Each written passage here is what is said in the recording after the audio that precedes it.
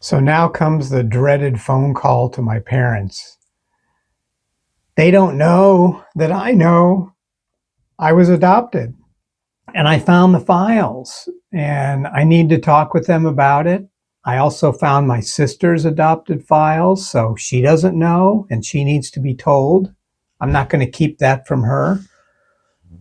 So I had to make the phone call, and I thought about traveling there to visit them and do it in person, but it was still pretty uncomfortable for me, this finding out that I'm adopted, and somehow, was I unworthy enough to not be told by them? So I was still kind of perturbed about it, and I was unsure about doing it face to face versus a phone call. And my cousin had counseled me, hey, you just need to talk with them. I took that advice and I picked up the phone in July of 1993 and gave him a call and calmly just kind of outlined that I had found the files. And there was silence on the end of the phone, as you can imagine, for a while. They had wanted to keep this secret. That was kind of the norm back then. And so now my dad says, hey, we did want to tell you at various points. And the last time we really thought about it was when you got married. And in my mind, I'm going, well, that was like 10 years prior. So why couldn't I have been told this? My mom was very quiet, and I know it was very sensitive to her. She was the one with the medical issue that didn't allow them to have children of their own.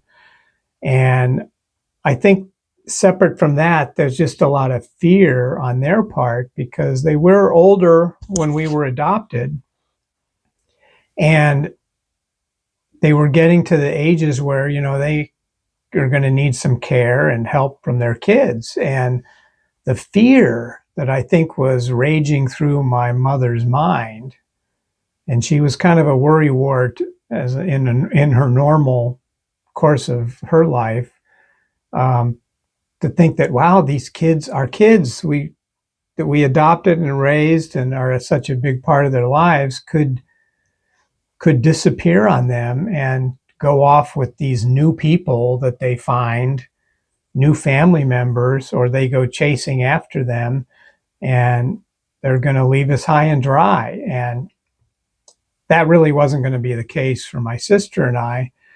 But, after the phone call, we decided to make it a trip to go visit my sister.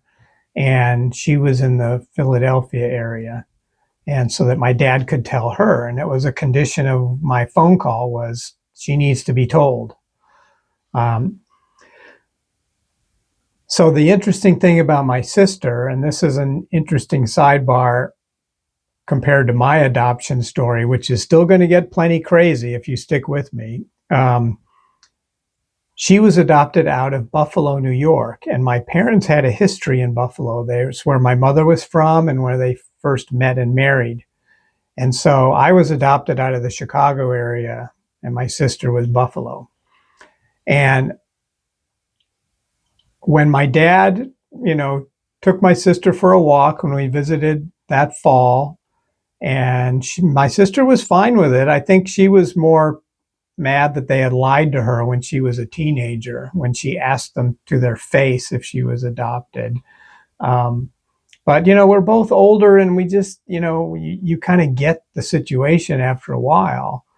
But after my sister was told, within 6 months, her birth family tracks her down out of the blue. So thank God she already knew she was adopted. I mean, I just can't imagine getting a phone call from some family member saying, hey, I'm your sister, I'm your mother, and you had no clue of that ahead of time. So that was really wild. And the reason that happened was because in New York at the time, in the early 60s, they did allow the birth mother one more court appearance to check on the adoption a few months after it had occurred to make sure everything was okay. So that means that my my sister's birth mother knew what her given name was going to be with the new family. And so she always had that knowledge. And when she had her own kids and they wanted to look up and try to find this lost sibling, years later, they had a name, but it was her maiden name. And my sister and I, we grew up in Chicago. They weren't looking there. They were looking in New York and Pennsylvania. They were looking in the states around New York. So my sister had married when she was an adult and lived in Illinois, but then got divorced, took her maiden name back, and then took a company transfer with her firm and moved back to Philadelphia. So she moved within their sphere of influence of where they were looking. And my sister's half siblings that tracked her down were both in law enforcement.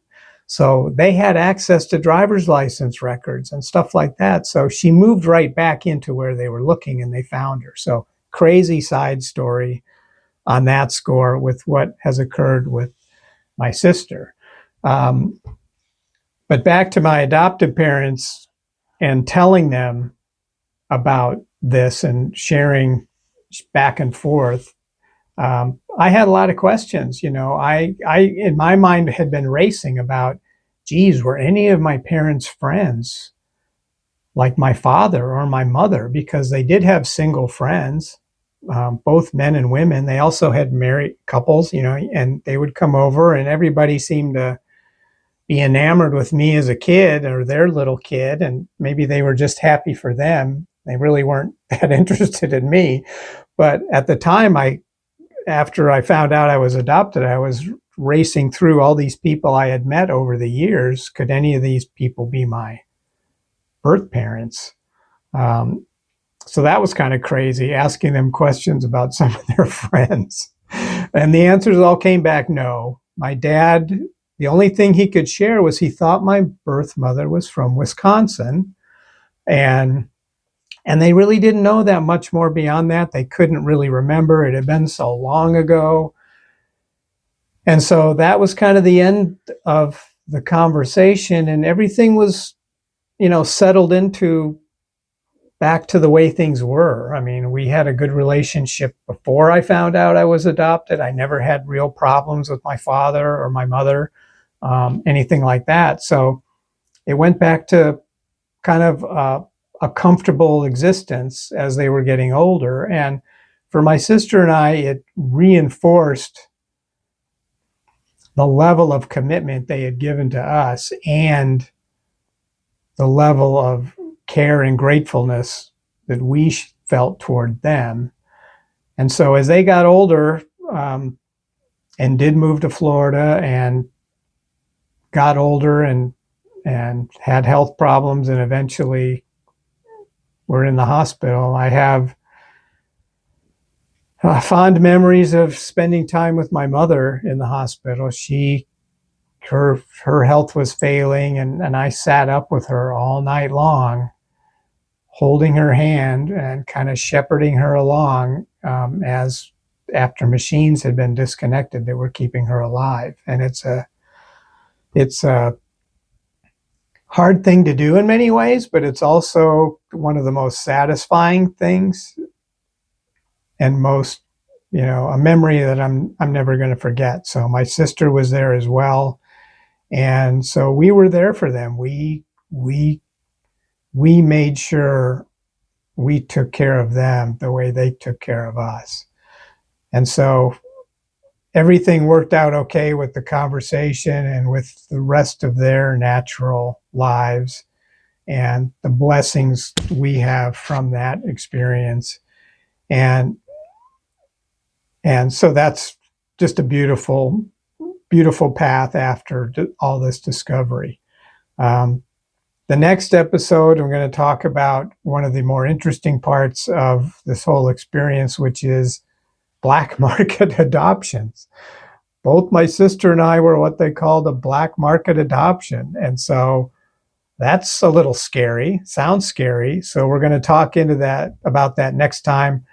My name's Chris, and hopefully you'll like and subscribe and want to learn more about the reunion that's coming up, the search efforts that are coming up. There's more craziness than you've already heard already.